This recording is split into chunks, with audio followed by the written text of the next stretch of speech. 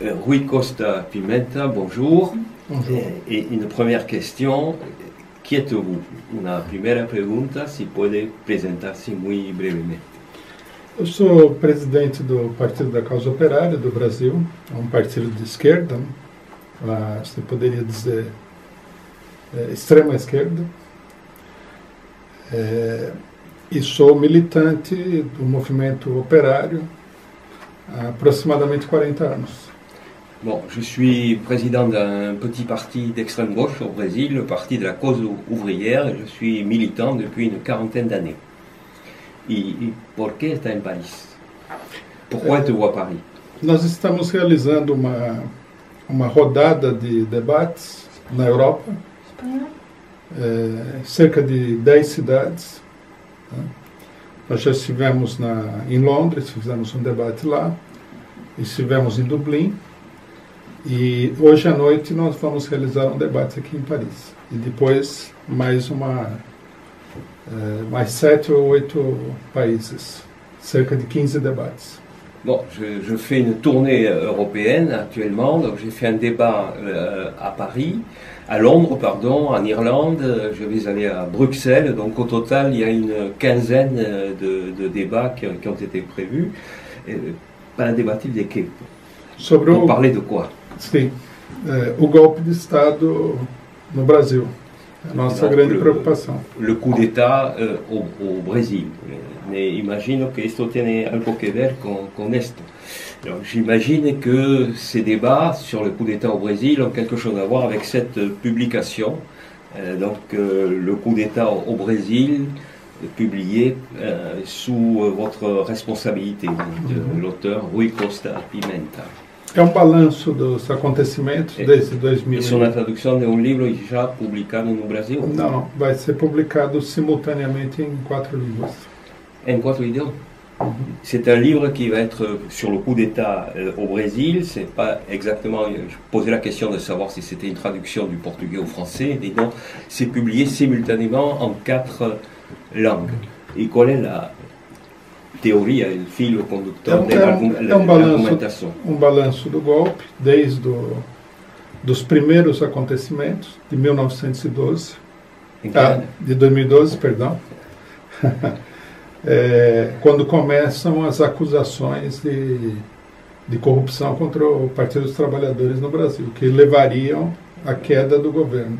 Donc c'est un bilan de toute une série d'événements qui se sont produits depuis 2012.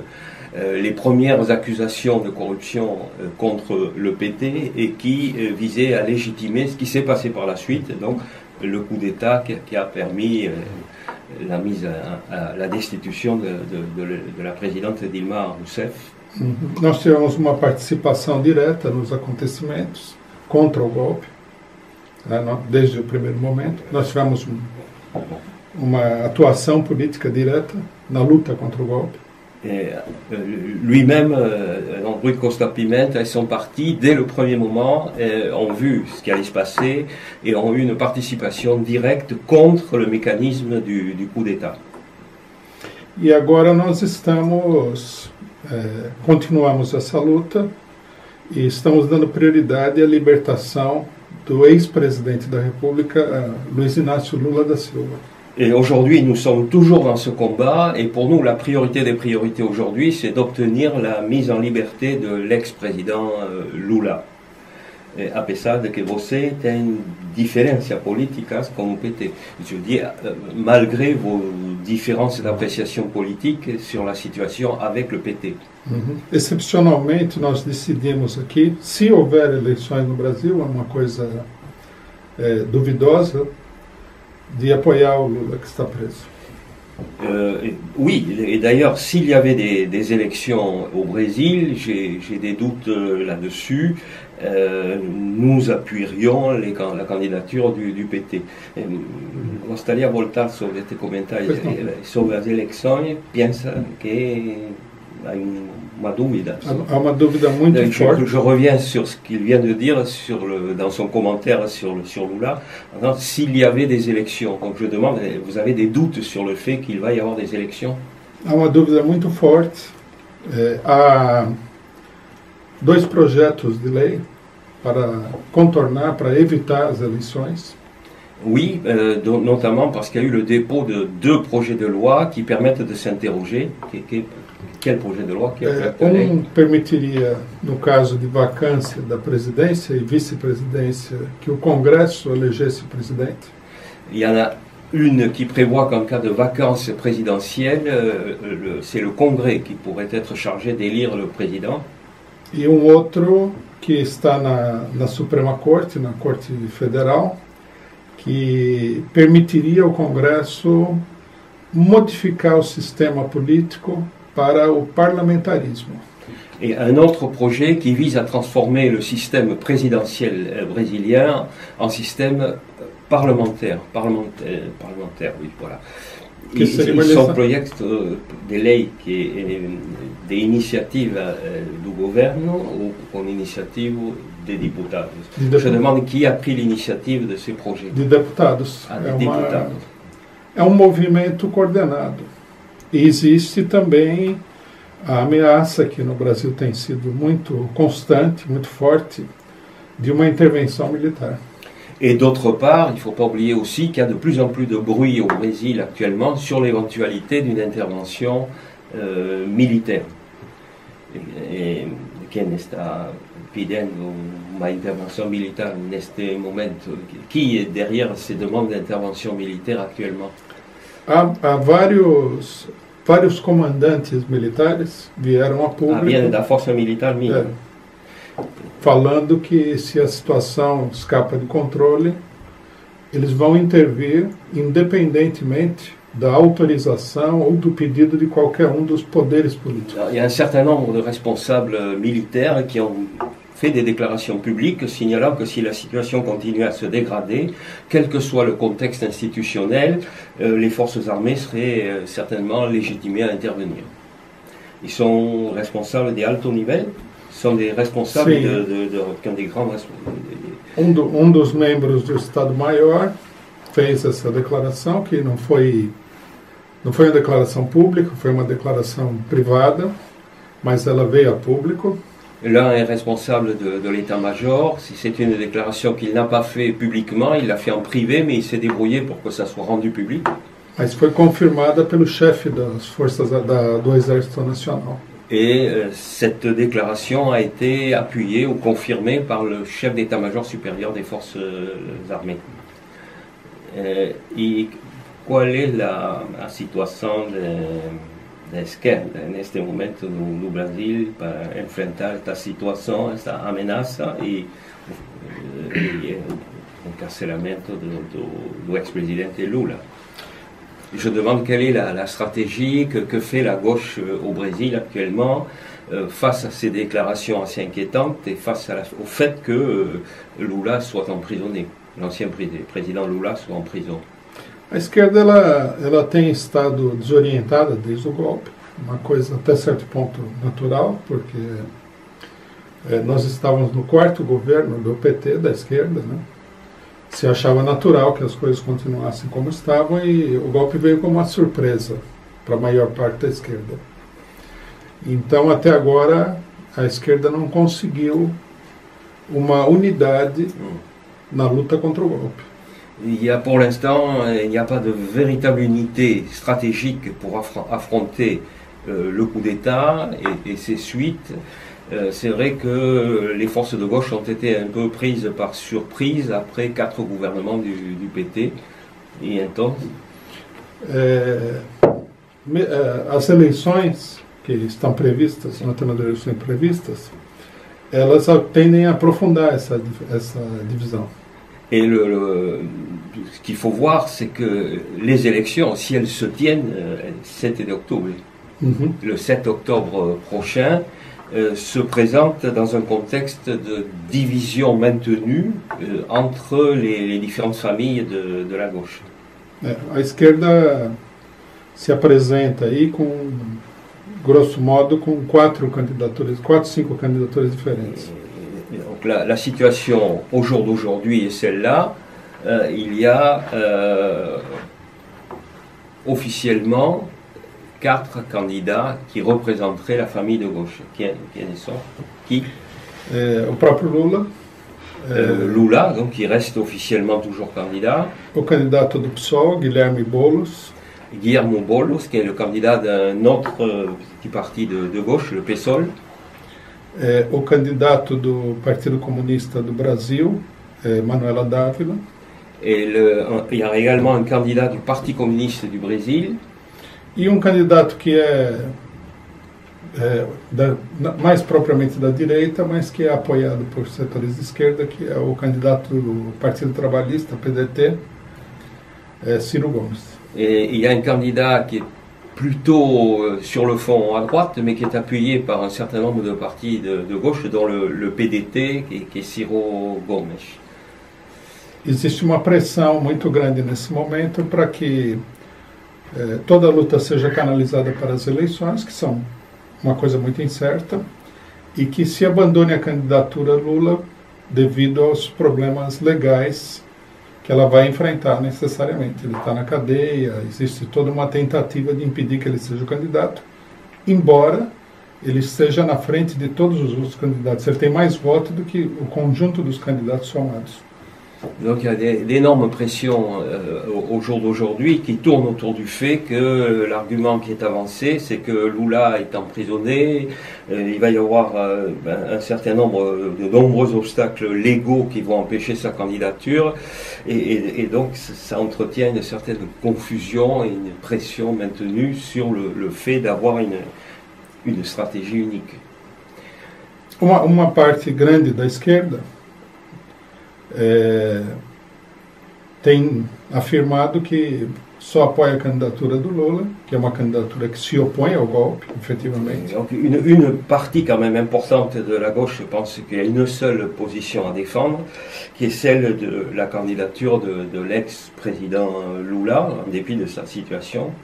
E essa situação, se as eleições efetivamente ocorrerem, pode levar a abstentionnisme recorde si Lula não participar das élections. Et ce qu'il faut bien voir, c'est que si Lula ne participe pas à l'élection, on peut s'attendre à ce qu'il y ait une très forte abstention des électeurs. Do eleitorado. Recorde, quel type d'électorat? Do eleitorado da esquerda. Oui, donc l'électorat de gauche assez massivement ne participerait pas si Lula n'est pas candidat. Pode levar, inclusive, a uma crise da própria eleição, porque a votação dele é muito grande. Et si cette abstention est très forte, ça peut générer une sorte de crise électorale. Você não pensa que neste contexto poderia ganhar candidato de ultradireita, ex-militar? Poderia. Jair Bolsonaro. Porque a direita do estabelecimento não tem candidato forte. Je demande, mais cette élection, dans un contexte comme celui-là, est-ce que ça ne pourrait pas favoriser finalement la victoire d'un candidat ancien militaire d'extrême droite, Jair Bolsonaro? É possível, mas também é muito difícil que qualquer candidato de esquerda ganhe as eleições, porque não são eleições normais.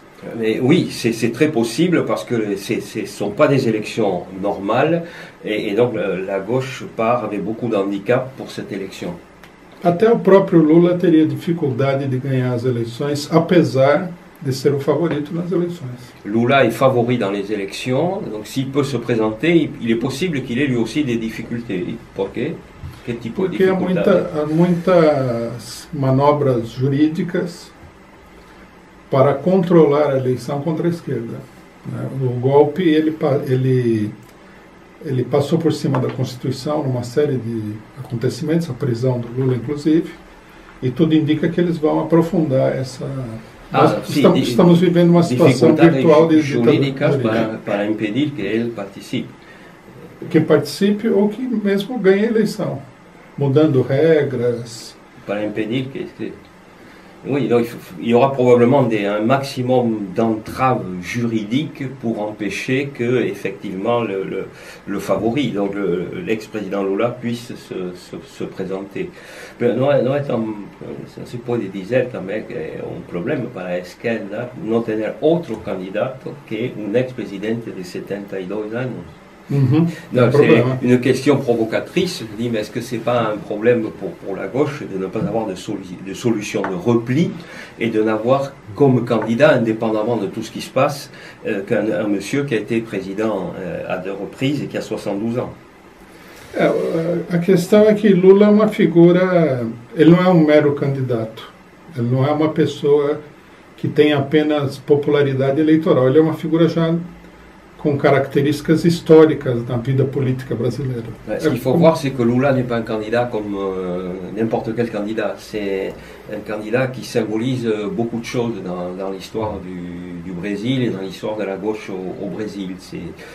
Il incarne un combat, il incarne le pays. Ele é um fenômeno parecido com o que aconteceu com o peronismo na Argentina, com Vargas no Brasil, outros grandes líderes nacionalistas, nationais. Bon, il y a déjà eu des cas similaires dans l'histoire de l'Amérique latine. Bon, Perón en Argentine ou Getúlio Vargas au Brésil. Donc des personnages politiques qui incarnent un destin qui les dépasse, qui dépasse leur famille politique, qui incarnent un pays, une ambition nationale. Certo, essa é uma característica fundamental da eleição. Daí a importância. O Lula é uma figura-chave no processo político nesse sentido. Et dans ce sens-là, Lula, c'est comme ça qu'il faut le voir, est un personnage clé pour cet enjeu électoral, que permet d'entender por qué está intentando impedir o presentarse. Perfeitamente. Ce qui permet de comprendre les raisons pour lesquelles on lui met tant d'obstacles juridiques pour l'empêcher de se présenter. E a sua prisão aprofundou a crise política. Embora não tenha havido grandes manifestações de rua pela libertação de Lula, houve muita manifestação, mas nada muito grande. O fato é que a crise politique se aprofondou muito depois da prisão dele. Et depuis son emprisonnement, le constat que l'on peut faire, c'est que la crise politique s'est approfondie et que quelque part, ça a bloqué aussi toutes les manifestations d'appui qui pouvait y avoir avant son arrestación. Entonces, ¿qué está defendiendo en estas visitas en 4 o 5 países de Europa?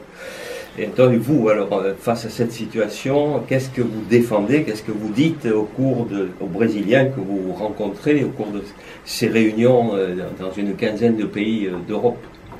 Nós estamos procurando mostrar que a luta pela liberdade do Lula e a própria candidatura dele, independentemente da solidez da perspectiva eleitoral, é o principal instrumento de luta contra o golpe nesse momento. Donc, ce que je suis en train d'expliquer au cours de toutes ces réunions, c'est que le principal instrument de lutte contre le coup d'État, contre ce qui est en train de se passer depuis quelques années au Brésil, c'est de se battre pour obtenir la libération de l'ex-président Lula.